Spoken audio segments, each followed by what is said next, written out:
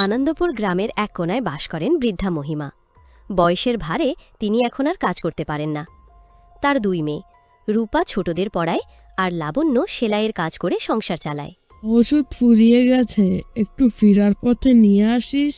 মা, মাস শেষে একটা টাকাও হাতে নেই, সব টাকা ওষুধ আর বাজারের পিছনে যায়। আমি ক্লান্ত, আমি আর পারছি না। আমি মনে হয় মেয়েদের জীবনে বোঝা হয়ে যায়। লাবণ্য পাশের বাড়ি থেকে কাপড় দিয়ে ফেরার পথে রকিব নামে গ্রামের এক বখাটে সামনে পড়ে। আজকে সকাল সকাল তো আমার হবু বউকে দেখা গেল রে। তুমি আবার? আমি তোকে বিয়ে করব না, আমি মরে যাব।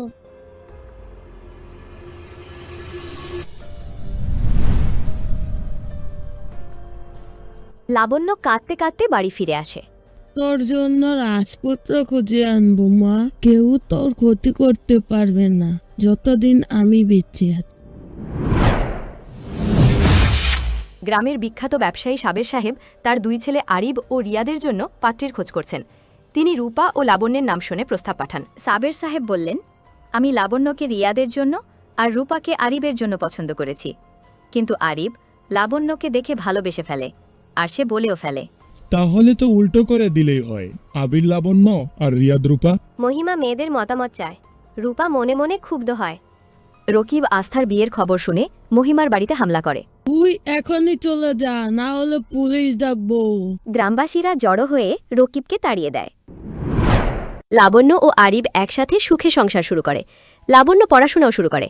রূপা ও রিয়াদের সংসারে ক্রমশ অশান্তি শুরু হয়। আমি আগে রান্না করব, আমরাও এই বাড়ির সদস্য। ভাইয়া তো বাসায় থাকবে, উনি তো বাজারে যাবে। ভাইয়ার খাবারটা পরে তৈরি করি।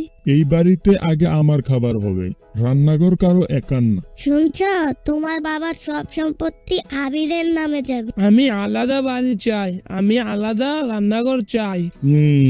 তাদের যে অবস্থা দেখছি, আমি দুই ছেলের মাঝে সমানভাবে সম্পত্তি ভাগ করে দিয়ে যাব, আর সব কাগজপত্র বড় ছেলের হাতে বুঝিয়ে দিয়ে যাব, কারণ সে বুদ্ধিমান। রাতে সাবের সাহেব ঘুমের মধ্যে মারা যান। বুঝছ, কিছুই আমাদের ভাগে নেই। তুমি কি বাবার আসল সন্তান? আমার তো মনে হচ্ছে বাবা তোমাকে কোনো জায়গা থেকে কুড়িয়ে এনেছে।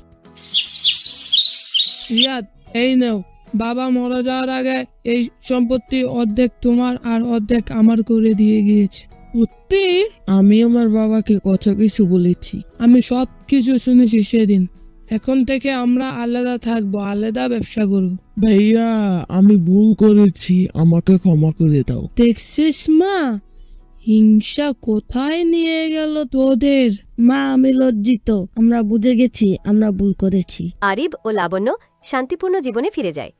রূপা ও রিয়াদ অনুতপ্ত হয়ে সম্পর্ক গঠনের চেষ্টা করে, কিন্তু আরিব তার সিদ্ধান্তে অটল থাকে। বন্ধুরা, আমাদের এরকম আরো অনেক ভিডিও আসবে। যারা যারা আমাদের ভিডিওটি দেখেছো তারা সাবস্ক্রাইব বাটনে টিপ দিয়ে দাও।